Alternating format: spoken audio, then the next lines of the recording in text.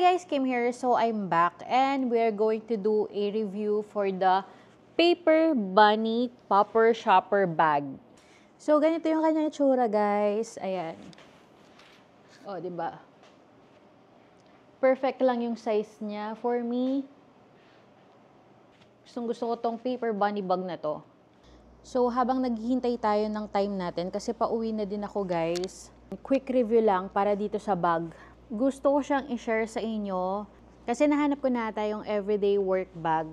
I have 3, the Paper Bunny bag, the Cruise crossbody bag. Yung pangalawa is the Popper Swing. Tapos ito yung Popper Shopper. Una, marami siyang color na pagpipilian. Very puffy niya. Malambot siya. And yung quality is talagang masasabi mo na matibay yung bag. Hindi siya manipis at hindi rin siya ganun kakapal. And makikita mo na talaga na may quality yung bag. So ito guys, yung malalagay mo sa loob. Ang dami mo talagang mailalagay dito. And kasyang-kasya dito yung 13-inch na laptop. Aside from that, meron ka pang back-to-back na zipper, front, side zipper dito sa harapan. Ayan, meron siya dyan. And meron din siya dito sa likod. Ang maganda pa dito, di ba yung mga tote bag, masakit siya dito sa shoulder natin. Yung parang ang bigat-bigat niya. Eto guys, hindi. Why? Kasi sobrang lambot nito and lightweight niya. Kumbaga flexible siya guys. Ayan. Sa sobrang flexible niya, hindi siya nakakasakit ng shoulder at hindi siya nakakangalay. Kaya mas prefer ko to guys. And very classy siyang tingnan, tsaka yung design niya. Alam mo yun, pang mature talaga. Isa pa, magaan lang siya. Kahit gaano kadami yung lagay mo dito, hindi ko alam kung may magic to or ano kasi kapag nilagyan ko siya ng marami, hindi siya nagmumukha mabigat. Hindi ko na-feel na mabigat yung dala-dala ko kahit marami siyang laman, kahit sobrang bulky niya.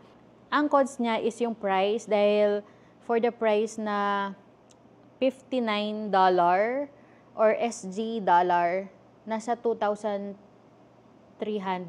pesos na siya. Ayan, parang hindi siya budget-friendly. Ang isa pang cons, sa mga lighter shade lang, tulad nito, kapag mga ink, ayan, pwede siyang malagyan kaagad nun at hindi na matanggal. Dahil nga parang yung cloth niya is, alam mo yung damit, parang damit na rin. Kaya iwasan lang natin na ma-ink, na madumihan ng mga stain, na sobrang stain yung mga pentel pen, ganun. Kasi mahirap talaga matanggal yon. Yung sa pros naman pala, isa pala yun, is waterproof ito. So, kapag binasa mo siya, waterproof, mag-i-slide down lang yung mismong water. Isa pa palang cons, kapag nag-jeep kayo or nagko-commute, mandurukot, ayan, sa jeep.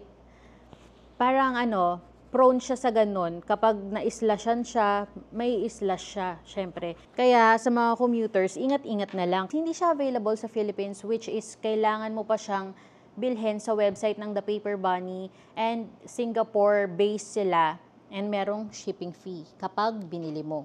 So, let's say $59 plus meron pang 12,000 na shipping fee kapag hindi mo na-meet yung order nila na 250 or 220.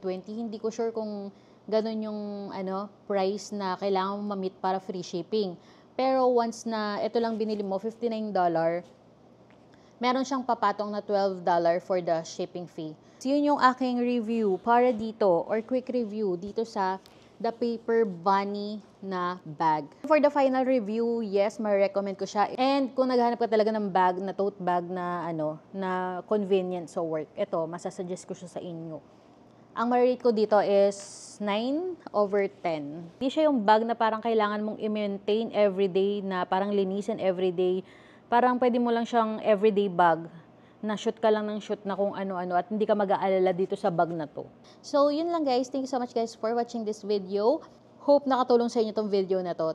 Thank you so much guys for watching. See you on my next one. Bye!